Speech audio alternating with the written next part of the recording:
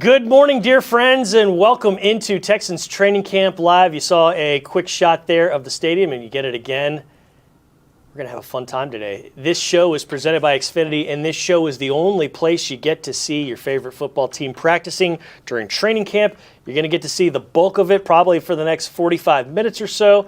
I'm Drew Doherty with my good pal DP Sidhu, and today on the program, we've got a lot to get to because later we're going to go head out to practice with John Harris. He's going to give us some Harris hits, so to speak. Plus, we're going to see DP's interview with Benardrick McKinney, the linebacker, the Pro Bowler. That happened yesterday. I got a chance to catch up with a face who's maybe not as familiar, but who's been turning a few heads so far in training camp. In Chad Hansen, wide receiver, has been running with the ones. He's been running with the twos as well because of reps and ramp-ups and everything else, and he's got an interesting backstory, and we're going to chit-chat about that. And we're going to take your questions. Wherever you're watching this, however you're watching this, please send us in a comment, send us in a question, and above all else, tell us from where you're sending those questions. We've had folks in Ireland, we've had folks in Central America, in the islands, out in the Pacific, all over the place. We want Asia today. We want Africa today. So bring it, world. Talk to us. And we want Houston as well. We'll talk to you from Southwest Houston, Northwest Houston, Spring Branch, the East End, or Edo, as some of you cool kids call it, League City, Texas City. So let's go. DP, that's a long intro. I haven't even talked to you. How are you doing today? I was just waiting for you to rattle off all the suburbs, too. Yeah. So I was just like, all right. Jersey Village is in there, Katy. I'm going to grab something to drink. Yeah. We're watching the team warming up live. You saw a little shot of Deshaun Watson earlier today. And he's obviously having a great camp so far. Yeah. Bill O'Brien addressed the media this morning, and we heard from some of the players yesterday after practice, too. I know a lot of people were wowed by some of the passes and the catches they saw in training camp yesterday. And, of course, you can check out HoustonTexans.com. We got some highlights for you there. I think one of the notable things that Bill O'Brien was asked about this morning, Brandon Cooks, who's off to a great camp. He was part of that ramp-up period like you talked about. He wasn't out there every single day doing a lot of work with the team when the team opened up in full pads on August 14th, but he certainly is out there now, and we got an eyeful of what he's able to do when he's on the field and when he's healthy, catching passes along the sideline in traffic, a lot of big wow moments from Brandon Cooks, and Randall Cobb at slot receiver. Bill O'Brien was asked about how he feels about having a dependable slot receiver there, and he talked about all the intricacies of having a good slot receiver, why it's so hard to nail that position, and why I think a veteran like Randall Cobb is going to do well in that position is because he has such a good understanding of the game and the protections and the timings and whatnot. And there you see them live there, number 18, Randall Cobb, and with the scrunched up jersey there is Brandon Cooks. That's the 13 jersey, yeah, that's scrunched up, and joining him right now is number 15, Will Fuller, DP. So really a lot of promise there, a lot of veteran promise there at wide receiver. And you were discussing Cooks yesterday, or what he did yesterday. You and I got an eyeful via text from Vandermeer, from John Harris. I was out at practice a little bit too, but they were wowed by some of the catches that Cooks made. You know, I was out there for just a little bit, and David Johnson's a different type of receiver when it comes to running backs. He made 2 catches in a row right along the sideline, which, I mean, he contorted himself like a pretzel on one of them, as you see, number 31, David Johnson right there. But it's going to be interesting when Deshaun Watson scrambles around. I think Johnson's going to be a nice safety valve. Duke Johnson will be a nice safety valve as well. Randall Cobb, too, because one of the things, like you were mentioning, Bill O'Brien said today about the slot receiver, you've got to go know what's going on pre-snap. You got to know some hot places to go when your quarterback is getting in trouble or there's pressure coming off the edges that was not really expected, but you got to be able to block. You got to be able to kind of find the space, so to speak. So it's going to be fun. And, of course, you still got Kenny Stills. You talk about veterans. Kenny Stills is the senior guy in that group, aside from Cobb. And Kenny Stills is having a great camp, O'Brien said. He's passionate about football, passionate obviously about the other things off the field when it comes to social justice. But Stills is somebody who, most importantly, has developed a really good chemistry with Deshaun Watson. Watson's very, very comfortable with number 12. Yeah, we call him the don't forget about me guy because Kenny Stills showed up last year and had himself quite a season in the games that he was out there for the Texans, and now he comes back and he came back in shape. He obviously was part of that ramp-up period, didn't get into camp right away, but he's been out there every single day since. And Bill O'Brien talked about, what a great veteran he is as far as his love for the game, his attention to detail. I mean, to have a guy like Kenny Stills in the room is invaluable. I think a lot of these players respect everything he does on the field. Obviously, he's so passionate off the field with social justice and everything that he's involved in, his foundation. And he was one of those guys that on Tuesdays when players would go out in the community and do their visits with the community, different parts of the community all over Houston, he was out there every single Tuesday. Yeah. Every single Tuesday. And he's like a lot of Texans, if not all of the Texans. I mean, they are very, very active on Tuesdays. But he was certainly steadfast in that last year. All right, we got folks from the edges of the Houston area checking us out today, like Rod from Prairie View, Chris from Conroe. Got folks in the Houston area asking things. And we're going to take some questions, starting with that Chris from Conroe. He wants to know, is there any interest in Earl Thomas? It's like a spectrum. There's, on this end of the spectrum, a hell of a lot of interest. And on this end of the spectrum, there's zero interest whatsoever. I think it's probably right here. I think the Texans kicked the tires, have done their due diligence, looked into what they think of Earl Thomas. And I can understand the questions about, should he come here? Would the Texans bring him here? Well, maybe because of the safety spot. You've got Justin Reed, but who's opposite him? Looks like it's going to be Eric Murray, but might Earl Thomas be a fit there? And then Deshaun Watson and Earl Thomas share the same agent. That can obviously be a thing. Orange, Texas, just up by 10 on the Louisiana border from Houston here. He's close by. That's where Earl Thomas is from. But ultimately, I just don't think the Texans are going to go that route. I don't think they're going to be interested in Earl Thomas. I think him wearing out a welcome in Baltimore and in Seattle plays into what they think. And I think they like the speed that they have at the position. Now, listen, stranger things have happened, but if you were pressing me on it, yes or no, are the Texans going to sign Earl Thomas? I'm going to shade towards no. I don't think the Texans are going to bring him in. I mean, I think if you had an injury or you were just not happy with that position, how it was developing. I know last year we saw with the Laramie Tunsil trade, there were indications that the Texans might trade for a left tackle. And then, of course, we saw in camp and we saw the injuries in preseason, and then it just became like a necessity. You had to have a left tackle here in camp. I don't really have that same feeling about the safety position. I think Eric Murray, he was signed here in free agency. They've really liked the communication that he has so far with Justin Reed. Justin Reed is very happy with him out on the field. Thunder and Lightning, I mean, they already have a nickname, so you've got that there. Not that nicknames preclude anyone from signing free agents. But I think that the chemistry they're developing, I think to bring in a third player into that might throw a monkey wrench into it at this point in the game. Now, we could all be wrong. This is total speculation, but I'm with you on this. I just don't think the timing is right for an Earl Thomas signing. Yeah, I'm with you there. DB in Medellin, Colombia is watching. Thank you, DB. We appreciate you being with us. It's good to have you. Cody is from Austin. He's got a good question. How is the battle for backup tackle going? Who do you think has the edge? Great question. It's really one you probably want to see games, preseason games, to have a better idea of. You know who your starters are. Laramie Tunsil out on the left side and Titus Howard out on the right side. But you've got a mix of guys in Roderick Johnson, who had a solid camp last year, played quite a bit during the regular season, both as a starter, but more so as a guy who had to come in and spell folks for a little bit. And then you've got Cuvale. I'm probably saying his name wrong, Brett Cuvale. And then the new guy, Charlie Heck, the guy that was drafted, plus Gerald Hawkins, who was brought in a while back, about a week or two ago. So I think Johnson probably has the lead for now. I think you're going to see more from Heck because the team invested a draft pick in him. He is a rookie, but he's very smart and has a lot of promise. So it's tough to gauge right now early on, but those are kind of the guys to keep the eye on. Not to rule Cuvale out, though. Yeah, I think Charlie Heck as a rookie is very promising, especially in a season like this. His dad is the O-line coach for the Kansas City Chiefs.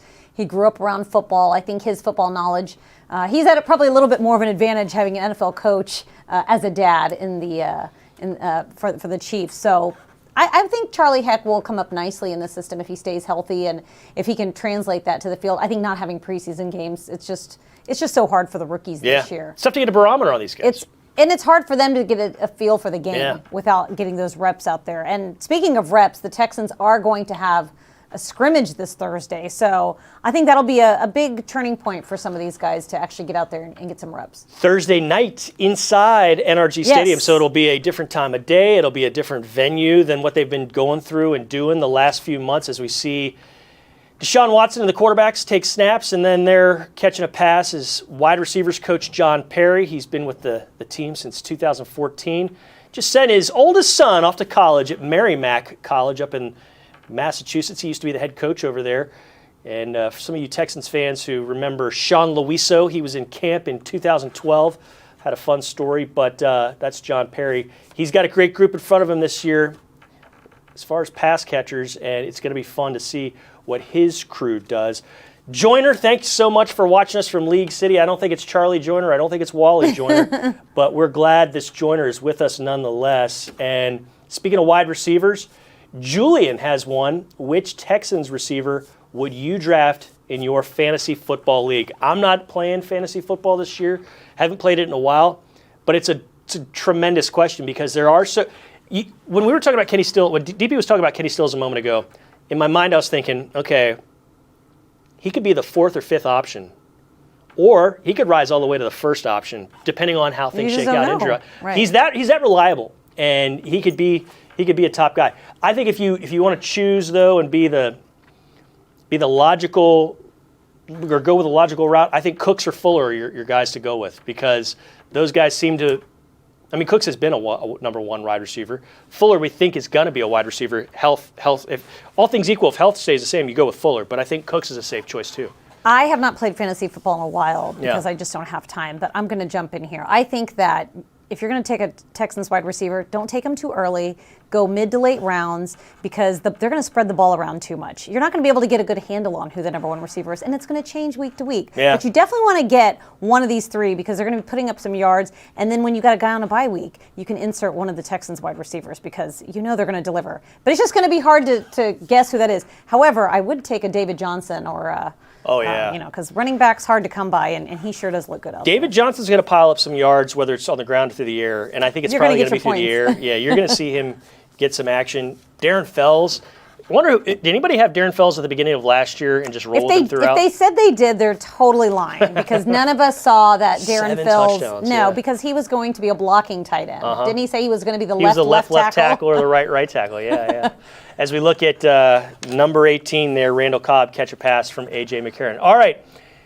I don't know that many people are going to have Chad Hansen as their fantasy football wide receiver pick number one. You never know. But you do. You never know.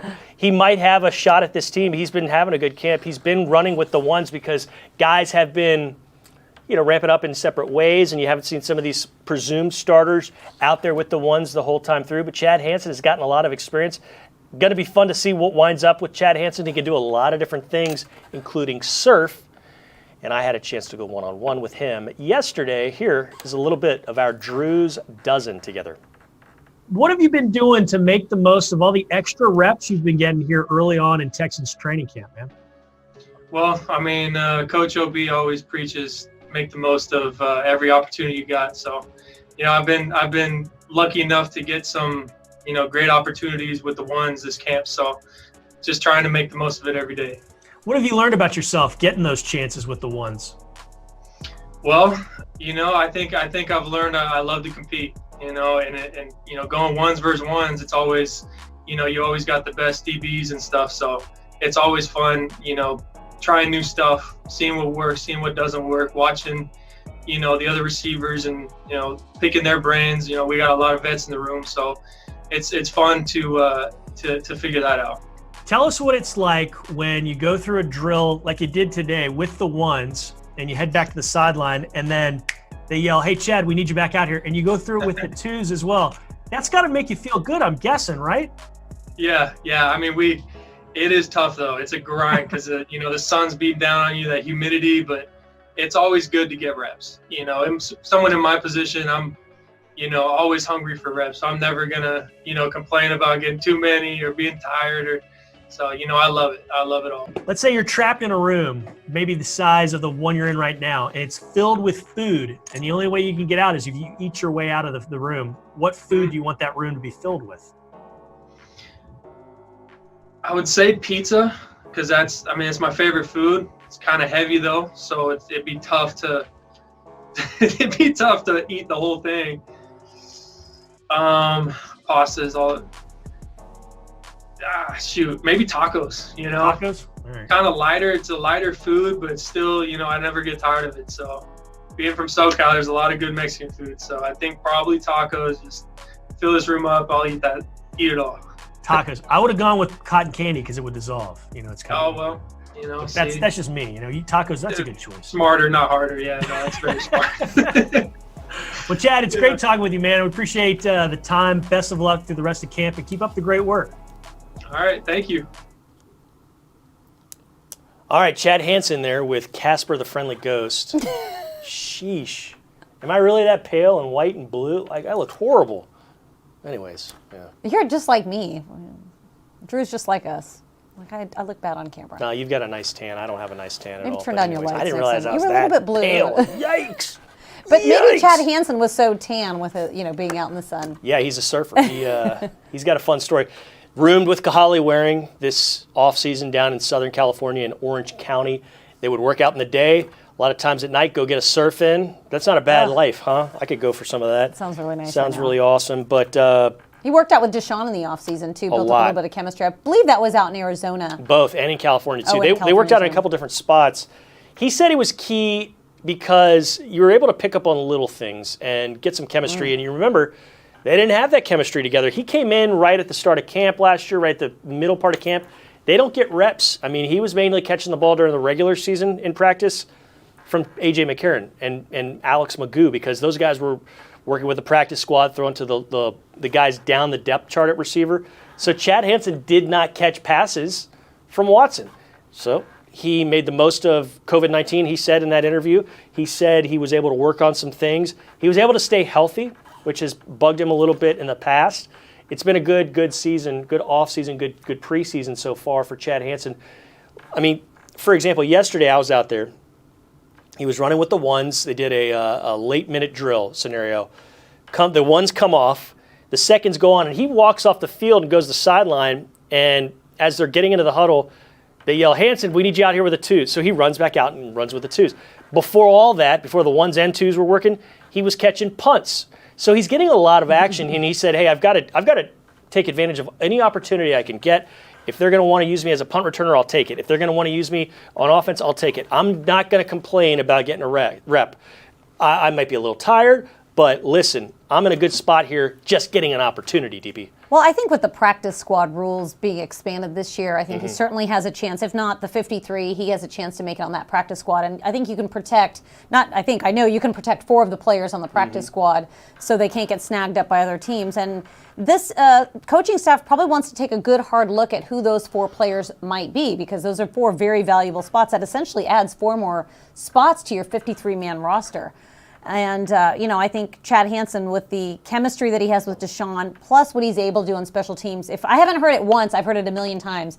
It really comes down to what these guys can do on special teams. That's outside of your starters, of course. But for the rest of the guys trying to make the squad, if they can show that they're useful in both special teams and on offense or on defense, they certainly do make a case for them to be retained by this team. And you've seen him there, 17, Chad Hansen, running down on kickoff coverage, not something he did last year so much. And kickoff return, you just saw, not returning the ball, but in blocking, you saw Kahale Waring, number 81, his off-season roommate, who a lot of you folks have been asking many things about the tight end in his second year with the Texans.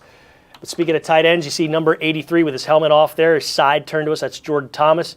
Talking to Bradley Roby, number 21. Jordan Thomas has had a nice camp so far. And next to him on the left, that's 63, Roderick Johnson. They call him A-Rod, or at least Bill O'Brien calls him A-Rod, and I'm not sure why. But I guess because Roderick is shortened to Rod, but I don't know where the A comes in. No, I don't know either. No. Anyhow, we got questions from all over the planet. Phil from Connecticut asks this: who wins a foot race, Brandon Cooks or Will Fuller? I'll go with Fuller myself, but it'll be just by a nose. How about you? I would go Fuller because he's younger. So I'm going to give youth the edge here. But I think it would be a fun race to watch. Do you remember a couple years ago in camp there was a foot race? Uh-huh. We had a couple of fast guys, and they all just raced. I don't remember if Fuller was here yet or not, but I think he was. I think it was right around his rookie year. But I would still give it to Fuller. He is lightning fast when he's full speed. And he doesn't even look like he's putting forth any effort. Yeah. Phil with Neither two L's. does Cooks, for that matter. Phil with 2 L's from Connecticut asked that question. Meanwhile, Philippe from Thun, Switzerland. How are the defensive rookies doing? 3 big rookies that were drafted: John Reed, the cornerback, and before him, Jonathan Grenard, the outside linebacker. And the very first Texan drafted this year, Ross Blacklock, the defensive tackle out of TCU. If you listen to Anthony Weaver, if you listen to Romeo Crennel, who talked yesterday, they're doing well. They're still rookies, so they're going to struggle at times with things, but on the whole, they've done some nice things. They're professionals. They work hard. They're picking up the system. I think you're going to see more and rely on them more as the season goes on, but yeah, all's well so far with the rookies, DP. Yeah, and I think if they can get on the field this year, they really do, especially Blacklock and Grenard, they really help your pass rush a lot, especially in depth. And, if there are any injuries or any COVID-related substitutions that need to happen, you want to have guys like that have a lot of ability. That's the one thing we've heard over and over. They have a lot of ability, a lot of talent level. It's just a matter of them getting up to speed. Romeo Crennel, in his critique of rookies, always says rookies will be rookies. They're going to make mistakes. But, as the season goes on, you sort of hope that they absorb the game a little bit more. They get some of these reps. They make the most of it. But if you just let them go out there like a guy like Ross Blacklock or Jonathan Grenard, just go after the quarterback, I think you'll see great things from them.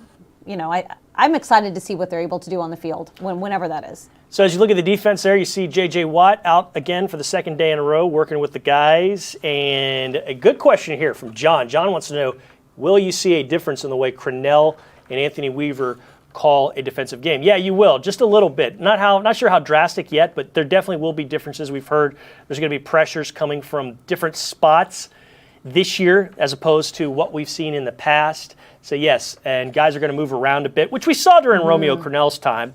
You saw Jadeveon Clowney in the past move around, and he'd line up over the center sometimes.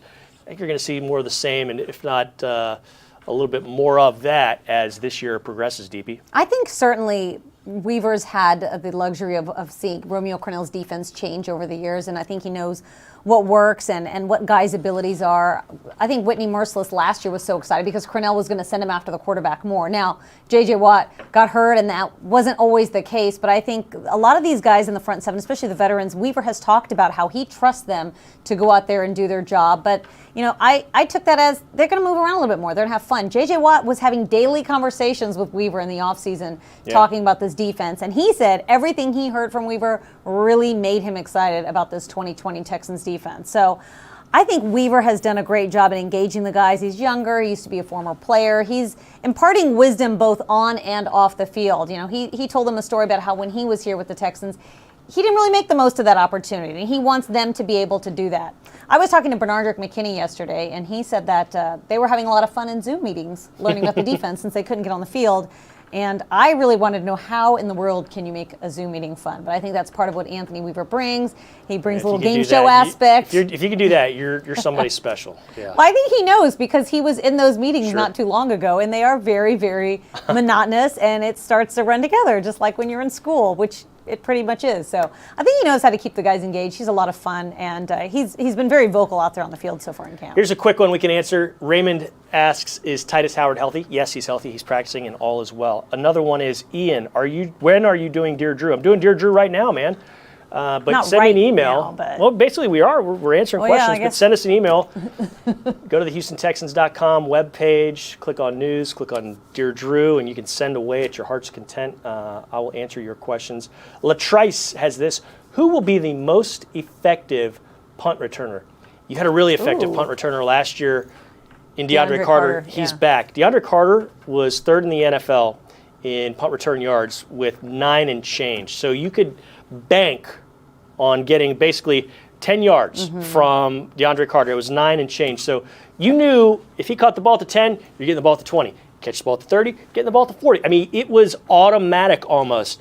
Didn't break anything big, didn't make any big mistakes in the regular season. So he was an automatic when it came to punt returns. So if you can unseat him, the Texans think they're getting something better and more explosive.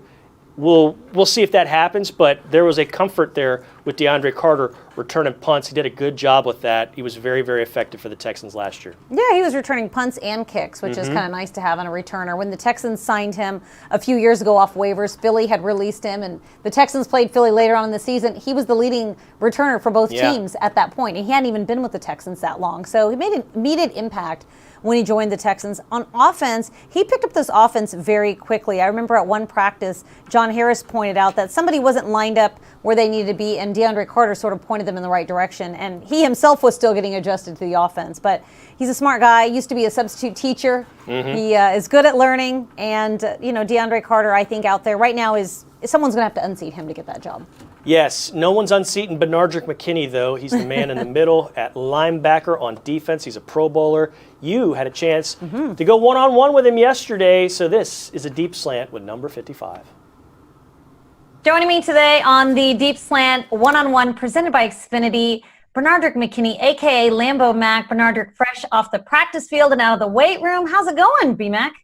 It's going great. Just trying to get ready for the season. A long process, but it's going good.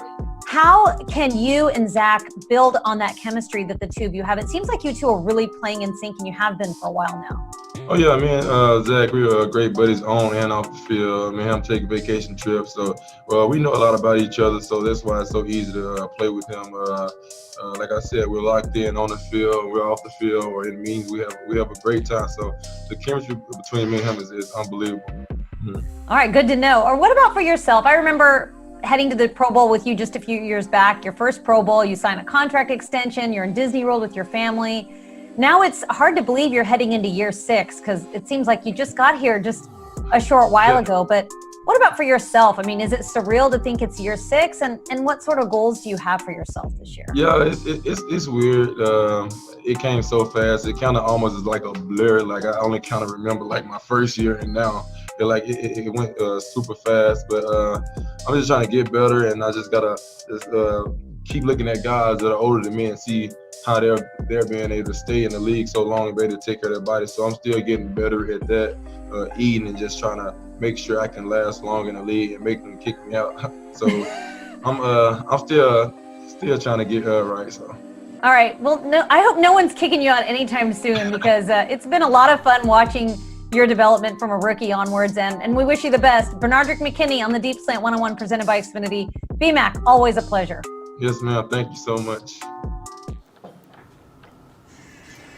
And that handsome devil in white out at the practice field with a microphone is none other than John Harris. Look into the camera and point, my friend. That's what we love to see. Good to see you, John. All right, Texans back to work today. J.J. Watt back out at practice today for the second day in a row as you wave with gusto.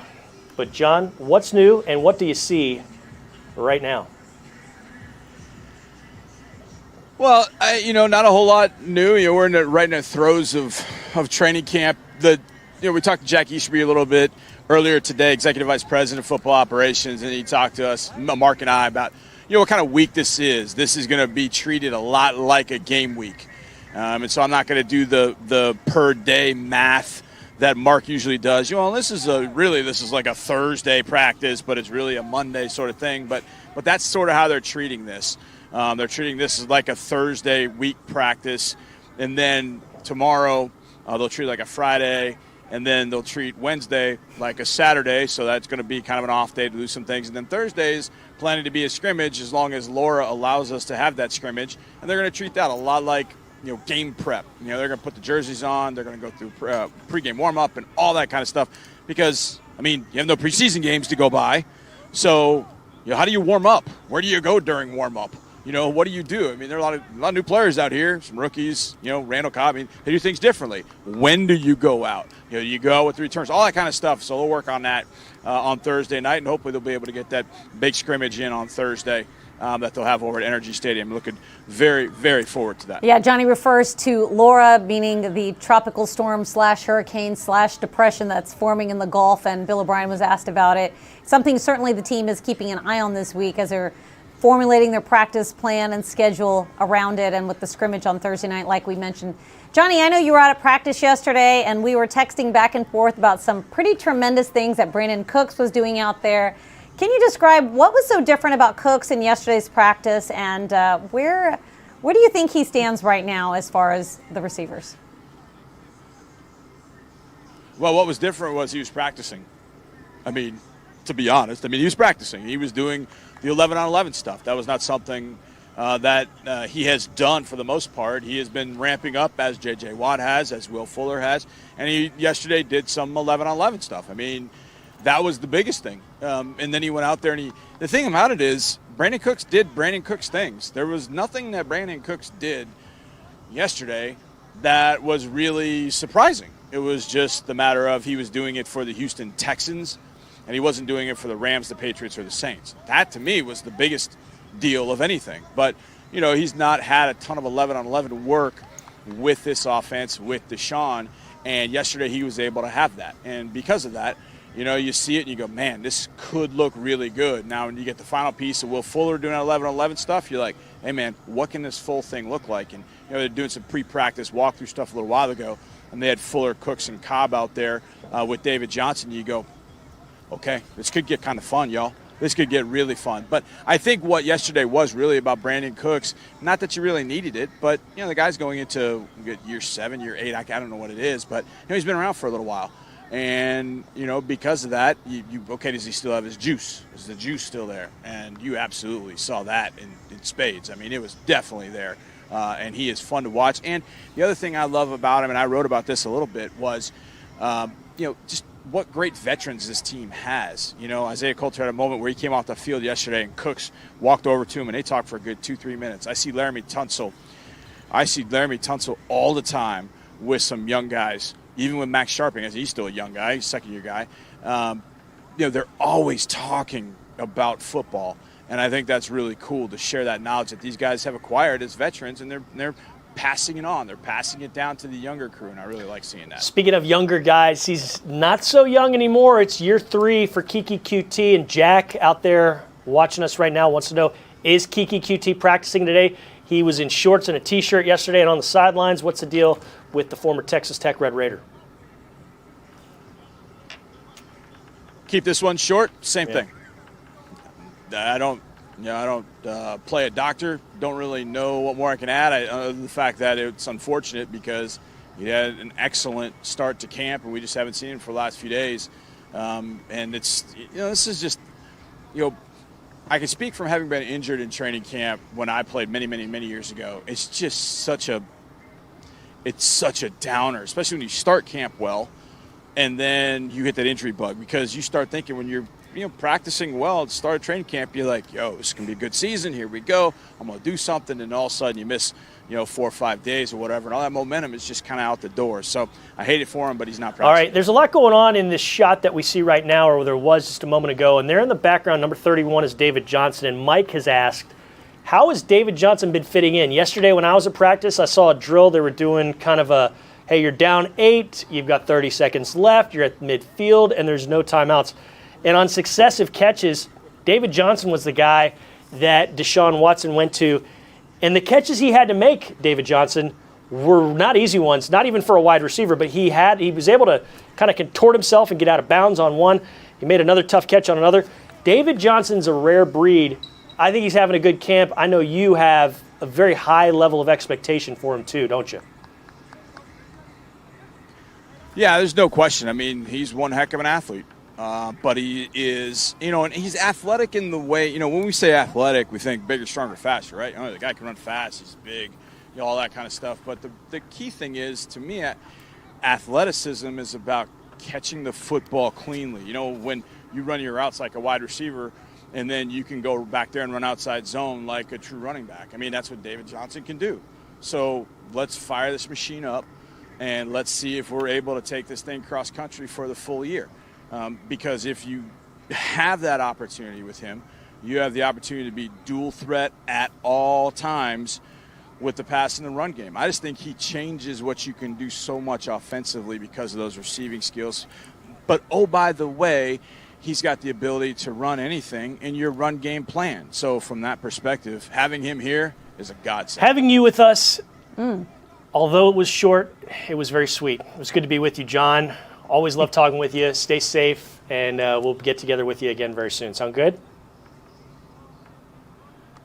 Sounds good. Love you. You can hang up and listen. The old radio guy himself. He did a great radio show back in the day with Sean Pendergast, and then he segued to an all-night show for a few years. Not an easy task. No, and he did it well. Yeah, John Harris. And he was not tickled that we wanted to see a live shot of Johnny on the field. Sure but why. he played. He looked I fine. know. I mean, you're out there covering matching practice. white hat with his shirt. He had the Texans microphone. I was like, just don't read Johnny's lips right now while he's out there out at practice. But love having John Harris on the team because he gives us all the insights. You can check out Harris Hits on HoustonTexans.com. I don't think we promote that enough, but I know a lot of you are reading what Johnny's observations are. We get them for just a short amount of time on this show, but you can sort of read about everything that he saw at camp every single day. He basically has a big bucket of knowledge that he gets every single practice, and then he dumps that bucket out in printed form in Harris Hits. But he also, if you watch Texans training camp today, gives you a video version of it that's kind of truncated and hits the highlights. It's really good stuff. Thank you so much to John Harris as we see